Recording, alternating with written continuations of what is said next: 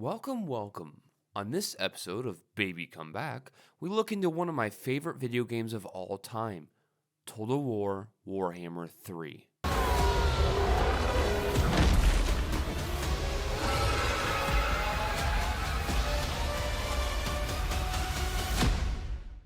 But how is this so, Dad? How could one of your favorite video games be on Baby Come Back? This series is about games that released in terrible states. Well, sadly, it did. After months of anticipation and hype, Warhammer 3 finally dropped. And it dropped with a plethora of issues.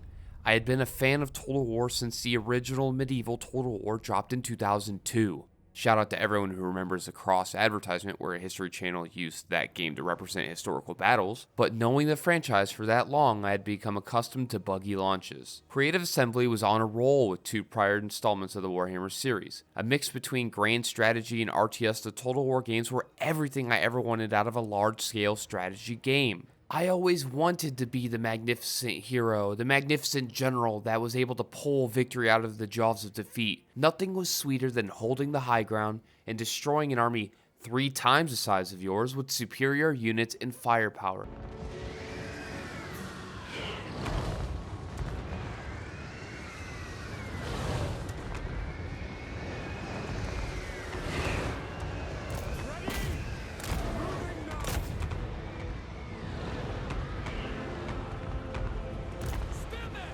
Plus, Creative Assembly had the unique idea of having each game pieced together to form a Megazord type ultra-large map in Mortal Empires. I had come to terms that once a new game comes out in a series, the original or pre-existing titles were obsolete. They were garbage, not the Warhammer series. And Warhammer 3 was the final piece of the puzzle. Sadly, the free large map now called Immortal Empires was not included in the launch, leaving us with the Realm of Chaos. One of the worst game modes I had played as a campaign in a Total War game ever.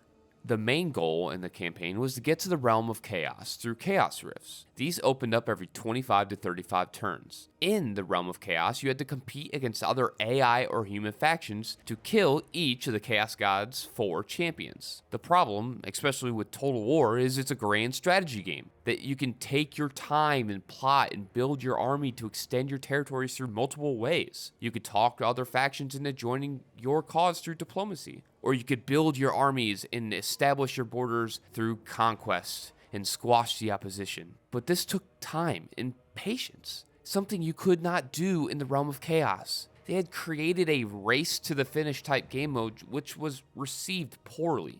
This, along with other issues like constant game crashes, text not appearing, unbalanced factions, and a bland unit roster, the game was poorly received. Now, approximately 2 years later, the game has pulled itself out of the depths of hell. Immortal Empires launched, giving us 250 plus factions on a single map.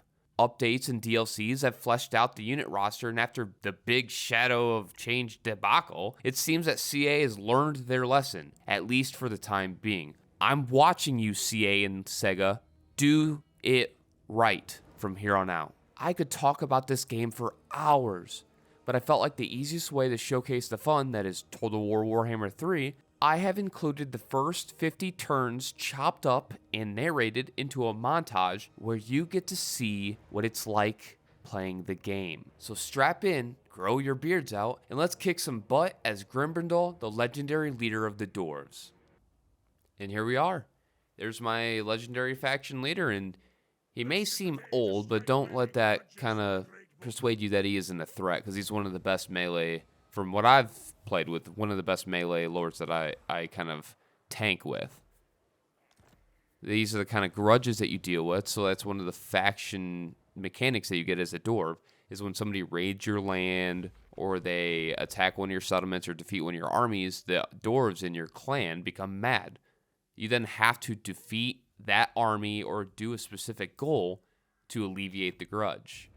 Each faction in this game has certain mechanics, and that's kind of like the main mechanic around the dwarves, along with being able to create runes, which kind of compensate for the lack of magic that the dwarves have. This here is the building browser, so you can create how you want your cities to be, whether they're military-based, financial-based, growth-based. Then I attack the Skaven. Seems like it's going to be a landslide victory. I got Iron Drakes on the right shooting flamethrowers. I got Thunders shooting there.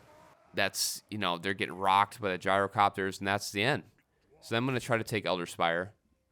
Pretty big victory. 87 lost, and that's the end of the turn.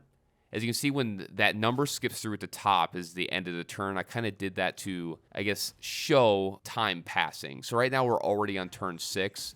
I'm going to push to the Altar of Ultimate Darkness. Seems like it's going to be a pretty easy victory, but I kind of come in here so you can kind of see how the fortress attacks go. You can either scale the walls with ladders, or you can break the gates down and then charge through. That's my dude out there holding his own, and they don't have very good units. They're Skaven slaves and clan rats. My gyrocopters can drop bombs like they're about to do here. They're just outgunned, outmanned at this point. My Iron Drake's going out there, getting after it a little bit. And this one's going to be pretty much over at this point. Yeah, that's it. Looks like I intercept the beast path through my lands. I auto-resolve that. Ripper Horn Tribe, RIP. And that's the end of the turn there. I seem to kind of trying to heal up a little bit. I start moving south to the Dark Elves, which I can't stand that faction, so I declare war on them. Go in, auto-resolve their fortress, decisive victory. I realize that there's a large army to the northeast of me, so I'm like, oh, shoot. Oh, no, there's another army down there. Kind of overwhelmed, so let's kill one real quick, auto-resolve it, because I just hate playing them. I win there, so I start to backtrack because I don't want to get overwhelmed by the southern forces. And that's the end of the turn. I'm just trying to get out of there. And then that's their legendary lord. He's right next to my, the fortress I had just taken. But for some reason, he backtracks. So I'm like, okay, I'm going to try to get into the fortress, maybe get a defensive battle within that city. A lot of turns going by so far. It's this 14. And I'm just kind of playing out just so you can kind of see how annoying the Dark Elves are to play. They have these hand crossbow units to where almost they're melee, a hybrid unit where they're melee and archers, and they're just super annoying to chase down, as you can see here, especially as the dwarves. They don't really have any cavalry or like horses to chase down retreating people. I end up stomping them, only losing, 342 main forces. Go in for the elimination. I go ahead and auto-resolve that, and he's done. So they get one chance to retreat, and then once you get them again after they retreat, their whole forces are eliminated. So I'm kind of rebuilding, kind of moving, to take more of their lands at turn 18. I get into the Temple of Cain, decisive victory, lose 75. Oh, they attack me. He built an army. So I'm on very hard, so they can create units pretty quick on this. Yeah, I just auto-resolve, lose some units, so I got to rebuild my army a little bit here. And then I create another lord, and I'm going to name him under, the proper dad name, the Growmaster. So I've created a secondary army because my income is doing pretty good at the top and middle of the screen. Oh, I'm fighting the Dark Elves yet again, and I'm stomping them into the ground yet again. And I'm slowly starting to kind of create momentum by having more people in that secondary army. You'll see this starts to spiral out of control pretty soon. I'm turn 22, now 23, and 24. So as you can see why I got so frustrated. Oh, it looks like I'm doing like each, I guess, faction has their own missions or kind of legendary battles that they do. And they teleport to an area, and it gives you like really nice items. As you can see, I got the Rune Axe of Grombrindal, and it gives you some major buffs. So with those major buffs and the new weapon, I'm able to kind of push north, and I think I should be able to eliminate these Dark Elves pretty quickly. Caldra, I can't pronounce that at all, actually, gets wiped there. Still kind of rebuilding that secondary army. I noticed that they have one town left. And there we go. We're pushing south. But back to go to the train of thought I had previously. The Realms of Chaos, just as you can see, this eats up turns, just kind of trying to extend your borders. The ogres, they got clapped. You extend the borders, but doing it so where you're not overextending your forces to where your whole kind of faction collapses. Here's some ogres here. It's pretty easy at this point. I'm just trying to auto-resolve a lot of these. I mainly auto-resolve the Dark Elves just because I don't feel like chasing their archers around. There, I think I just got a really good auto-resolve, so I took that. Sometimes the auto-resolve is better than actually playing it out. I tend to try to play quite a bit of for big battles out, but with small stuff like this or large settlement battles, because the AI pathfinding within the city walls themselves or between the buildings, they tend to kind of mash up together or they don't go where you want them to.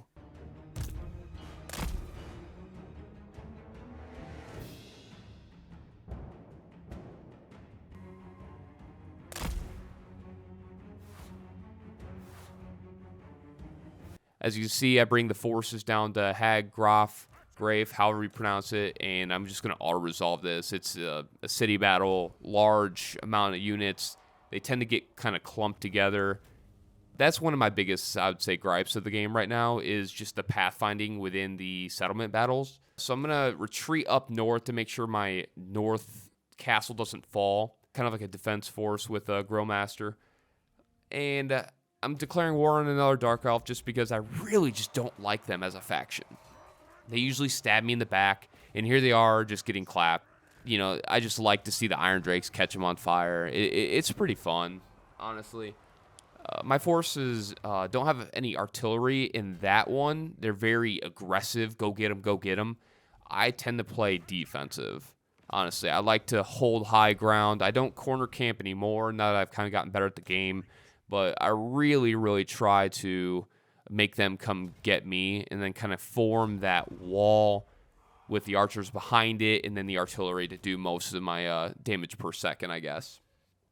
Now, as you can see, I'm on turn 42, and I start to really push my borders around because I'm trying to just extend as far as I can to show how far you can get in 50 turns.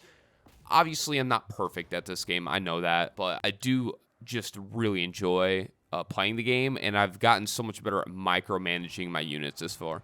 I'm throwing some dynamite in that cluster of undead there. The undead pirates or the vampire coast are some of my favorite factions to play as. I really use their handgunners and their artillery to kind of create a gameplay like Napoleon or Empire, which are some of my favorite games. I know they're flawed in their own ways, but I really enjoy line infantry battles and those kind of tactics that go along with it. I then hire and recruit another Lord King of the to-do projects, because I'm a dad and my wife likes to give me long lists of to-do projects, which I end up procrastinating and not finishing. Here you can see some of the really cool units that they have, the Sirens. As you can see, I'm fighting an undead faction right now, and something unique about them is when their morale drops to a certain level, they just kind of crumble or fall apart, and that's what they're about to do, hence why I win the battle. So I'm starting to push into the monoliths, really starting to build a lot of momentum here now. So we're just going to auto-resolve this, very small battle, lose 79 people. The undead you really have to kind of crap stack, I feel like, to really get their full potential. There we go. I lose quite a bit of people there, but I'm like kind of overextending now because it's turn 47 at this point. So I'm just trying to, all right, how far can I get within the next 3 turns? As you can see, the cool thing about the map is certain factions have like corruption that they do, like their vampiric corruption changes the map real time, which is really cool. That's why I have like a cleansed land and theirs is like dying and decaying. So as you can see, this army has artillery, which is kind of how I prefer to play the game, is just kill as many as I can before they even get to my front lines. And then, oh, there's some bats trying to fly into the left. On this particular battle, I really tried to focus on like what it looks like from up close, so you can kind of see how cool the unit details are in unit design. So I kind of got clapped because I wasn't paying attention to my flanks. But hey, this is turn 50. I end up taking 20 settlements. I got 6 provinces. I feel like I did okay. You know, there were certain points where I probably could have did a little bit better, but yeah, this is what it looks like from the top down, and not bad for 50. So I would highly recommend getting this game, especially when it goes on sale. Sega usually has pretty good sales like once or twice a year, so I would 100% look into the Total War series, whether you like historical battles in medieval or Rome too, or fantasy type games like Warhammer or Three Kingdoms. I would highly recommend you looking into it.